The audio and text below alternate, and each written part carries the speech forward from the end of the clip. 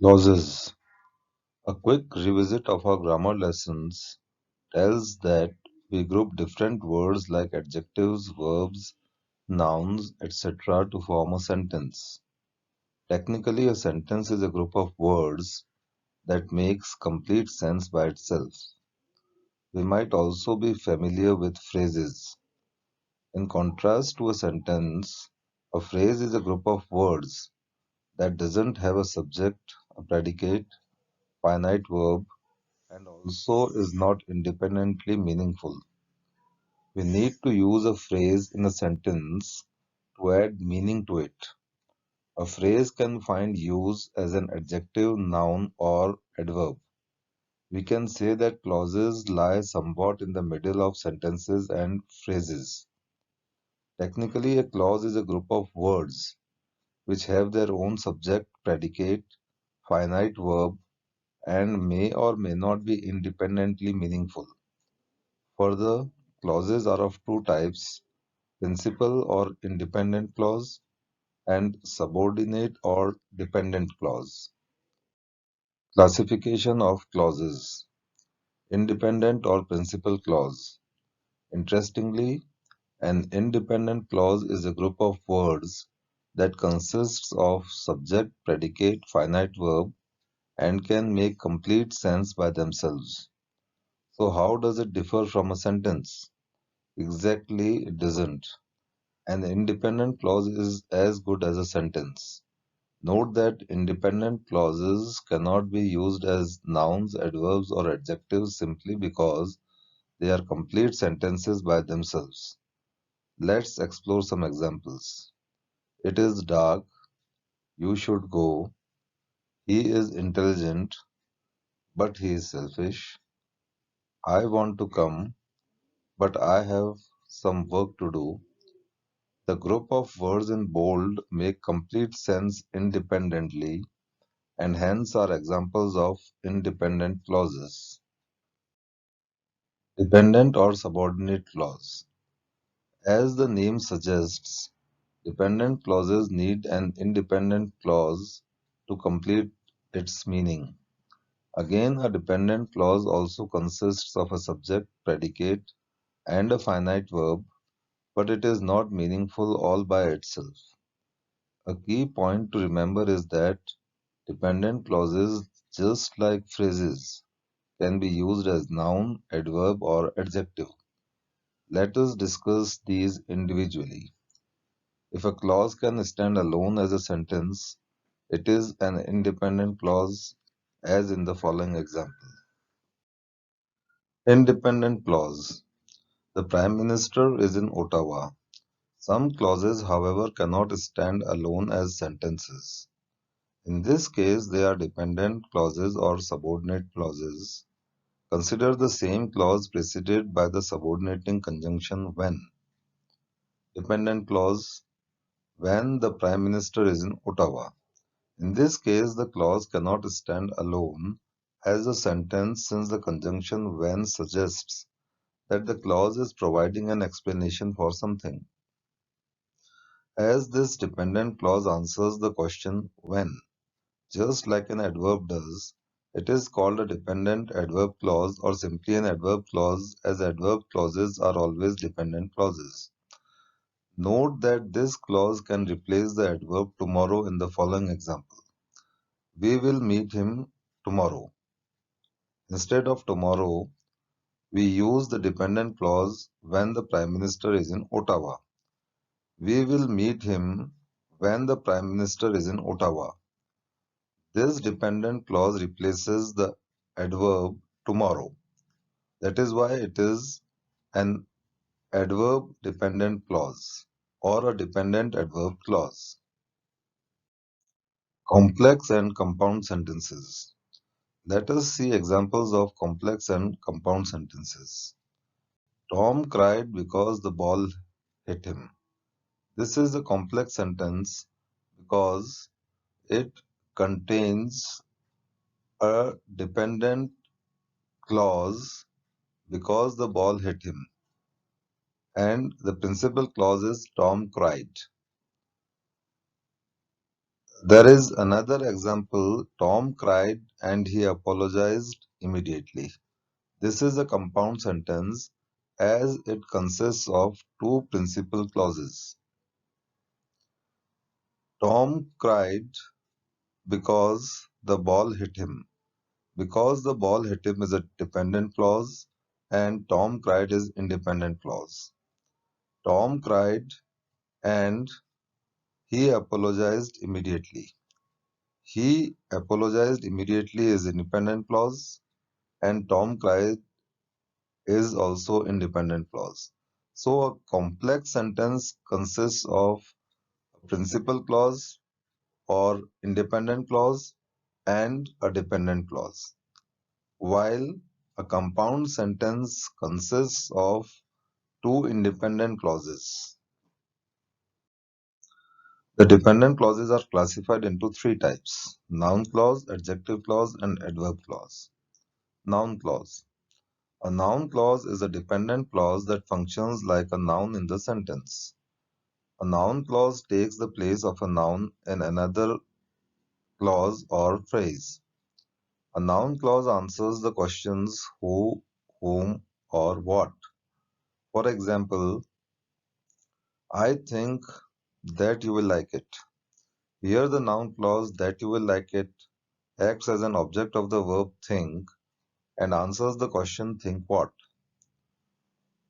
Second example, where she went is not known to anyone.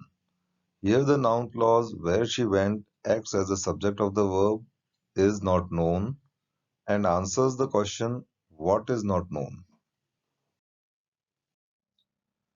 Uses of noun clauses.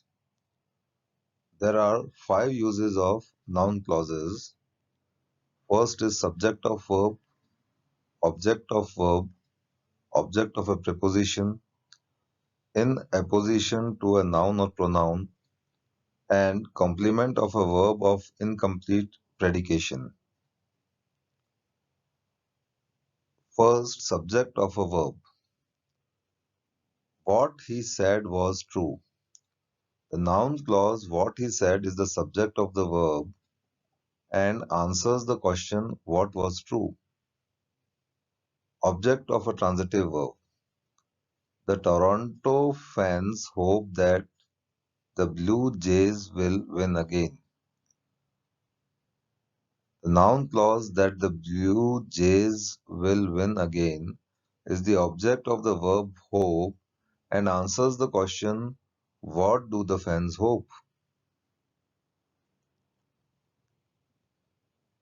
Object of a preposition. Pay careful attention to what I am going to say. The noun clause what I am going to say is the object of the preposition to, in apposition to a noun or pronoun. It is feared that he will not come. The noun clause that he will not come is in apposition to the pronoun it. Instead of it, that he will not come is feared. We can replace the noun clause instead of the pronoun. Complement of a verb of incomplete predication. Life is what we make it. The noun clause what we make it is used as a complement of a verb of incomplete predication is. That is, it is a subject complement. Adjective clause. An adjective clause is a dependent clause that takes the place of an adjective in another clause or phrase and hence qualifies a noun or pronoun in a sentence. Like an adjective clause modifies a noun or pronoun, answering questions such as which or what kind of. Consider the following examples. I used the notebook that had a red colored cover. Here the adjective clause that had a red colored cover tells us about the noun, that is the notebook, and answers the question which notebook. The hat, which was made of jute, was my favorite. Here the adjective clause which was made of jute speaks about the noun, that is, the hat, and answers the question, what kind of hat? The adjective clause will begin with a relative pronoun who, whose, whom, which, and that, or a subordinate conjunction when and where. Those are the only words that can be used to introduce an adjective clause. Note that an adjective clause generally follows the noun or pronoun it modifies, while an adjective usually precedes it. For example, adjective the red coat, adjective clause the coat that I bought yesterday. In formal writing, adjective clauses begin with the relative pronouns who, whom, that, or which. In informal writing or speech, you may omit the relative pronoun. Informal, the books people read were mainly religious. Formal, the books that people read were mainly religious. Let us now consider a few examples of adjective clauses. The meat that they ate was tainted. The adjective clause that they ate modifies the noun meat and answers the question which meat. They are searching for the one who borrowed the book. The adjective clause who borrowed the book modifies the pronoun one and answers the question which one. Did I tell you about the author whom I met? The adjective clause whom I met modifies the noun author and answers the question which author. Adverb clause. An adverb clause is a dependent clause that does the job of an adverb, that is, modifies a verb, an adjective, or another adverb in a sentence. An adverb clause takes the place of an adverb in another clause or phrase.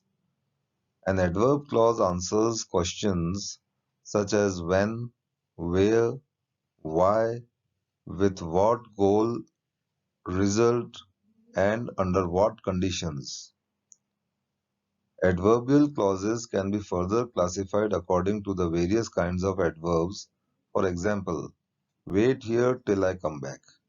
Here till I come back is an adverbial clause of time. I shall be late as I have a meeting. Here, as I have a meeting is an adverbial clause of reason.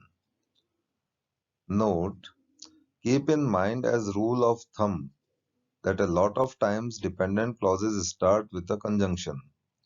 This is not always true, but can be of great help for identification of dependent clauses in a sentence. Note that an adverb clause may replace an adverb as in the following example. The premier gave a speech here. Now here is the adverb which will be replaced by an adverb clause. The premier gave a speech where the workers were striking. Where the workers were striking is an adverb clause which replaces the adverb here. Note, subordinating conjunctions such as because, when, whenever, where, wherever, since, after, and so that introduce adverb clauses. Note that a dependent clause can never stand alone as a complete sentence. Types of adverb clauses. Time. After Hamlet's uncle Claudius married his mother, Hamlet wanted to kill him. The adverb clause of time are introduced by the subordinating conjunctions whenever, while, after, before, since, as, etc. The adverb clause answers the question when. Note the change in word order. An adverb clause can often appear either before or after the main clause of the sentence. Here, after Hamlet's uncle Claudius married his mother is the adverb clause of time. Place. I have put it where I can find it again. Adverb clauses of place are introduced by the subordinating conjunctions where or whereas. Purpose. I will give you a map so that you can find the way. The adverb clauses of purpose are introduced by the subordinating conjunctions so that, in order that, or lest, and answer the question with what goal result. So that you can find the way is the adverb clause of purpose, which answers the question with what goal, reason or cause. Hamlet wanted to kill his uncle because the uncle had murdered his father. The adverb clause of cause or reason are introduced by the subordinating conjunctions because, as, since, or that. The adverb clause answers the question why. I did it because I wanted to. Hamlet wanted to kill his uncle. Why? Because the uncle had murdered his father. Condition. If it rains, we shall stay at home. The adverb clauses of condition are introduced by the subordinating conjunctions if, whether, or unless. Here, if it rains is the adverb clause of condition. Result, consequence, or effect.